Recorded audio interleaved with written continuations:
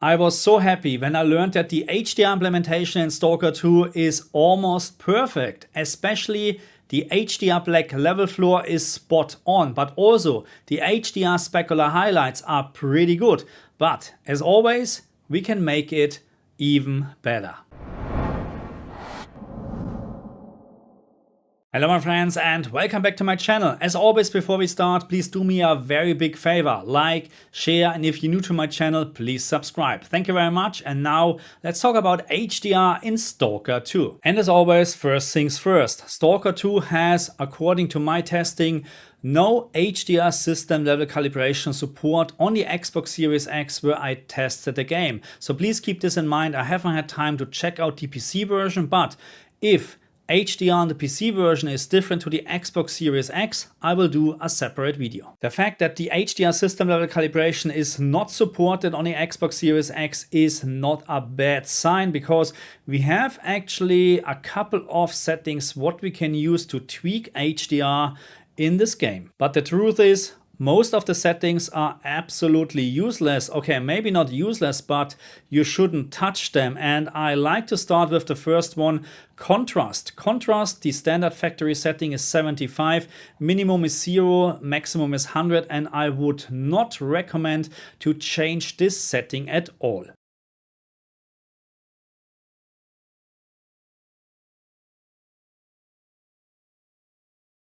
The next setting what we have is called brightness, and the standard factory setting is 45, minimum 0 and maximum 100. And this setting is going to be very important in the later video. The next setting what we have is the gamma setting. Factory setting is 30, minimum 0 and maximum 100. And I found that this setting has zero impact to the picture whatsoever. It really doesn't matter if you set this to 0 or 100. According to my measurements, nothing will change. So that's why my recommendation is just leave it at the standard factory setting 30. And now let's talk about the first HDR specific setting what we have in this game, called HDR blackpoint setting. The standard factory setting is -4, minimum setting is -10, maximum is +10. I would not recommend to increase this value above -4. So -4 to -10 is okay, but don't use -3 and more. The next on the list is called HDR white point setting, and the maximum standard factory setting is 1000. The minimum is 400. So I would strongly recommend leave this at 1000. Even your monitor would not support 1000 nits.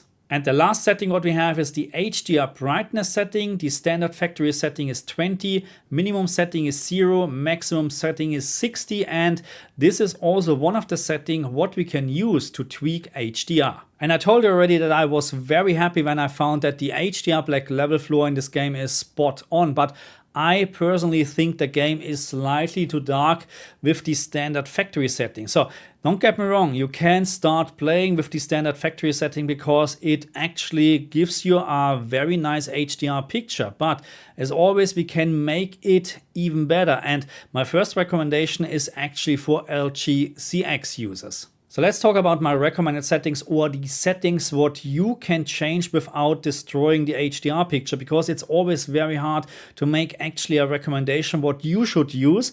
I try to tell you what settings you can use to what maximum or to what value without destroying the picture. And I would like to start with the HDR brightness setting. And the good news is that you can increase the HDR brightness setting from 20 to 60 without losing the HDR or without destroying the HDR black level floor. All what you do is actually you raise the gamma, you have way more visibility in very dark areas, and there are plenty dark areas in Stalker 2. So feel free to increase the brightness setting as you like it, because it will not even touch the maximum peak brightness in specular highlights. But here we have one of the minor issues what we have with the HDR implementation in Stalker 2. The maximum peak brightness in specular highlights is right now limited to 1000 nits. So I would not recommend that even you use an LG ZX with a maximum peak brightness of around 800 nits, that you decrease the HDR white point setting from 1000 to 800. I would strongly recommend don't touch this setting, leave it at 1000 regardless of what monitor, screen or TV you're using. The HDR black point setting is -4 in the standard factory setting, and I would recommend to leave it. If you like, you can decrease this even further to up to -10, but do not increase this value. The absolute minimum or the standard factory setting should be -4, maximum -10. And then we have the gamma setting, and I told you already that I couldn't find any difference between 0 and 100, so I would not recommend to touch this setting at all. And now we have the brightness setting, and this setting is very, very important if you like to have a higher peak brightness in specular highlights. So the standard factory setting is 45, and with this setting you get roughly around 1000 nits in specular highlights. But if you have a monitor with a maximum peak brightness of around 1500 nits, then increase this setting to 55. And if you increase this setting now to 60, you get a maximum peak brightness of around 2000 nits in specular highlights. 65 is around almost 3000 nits, and 70, which is the absolute maximum setting, what I would recommend, is almost 4000 nits, because setting 70 is already raising the HDR black level floor slightly, and this is where we have to stop, increase this setting. So again, a value between 45 and 70 for the brightness setting is absolutely fine. And last but not least, we have the contrast setting, and I would not recommend to change this value. The standard factory setting is 75.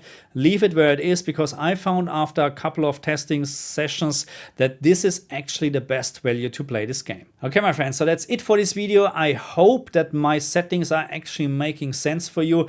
But again, I can't really recommend a specific setting for your setup, because I don't know your setup and I don't know your settings on a TV.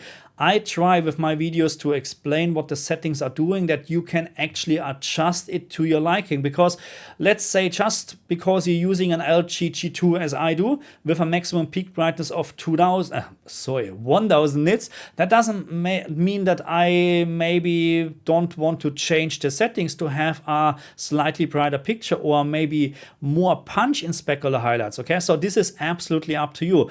What I'm trying to do with my video is really to explain to you what settings you can use without destroying the picture and what settings you shouldn't use. Thank you very much for watching me, and I'll see you guys next time. Bye.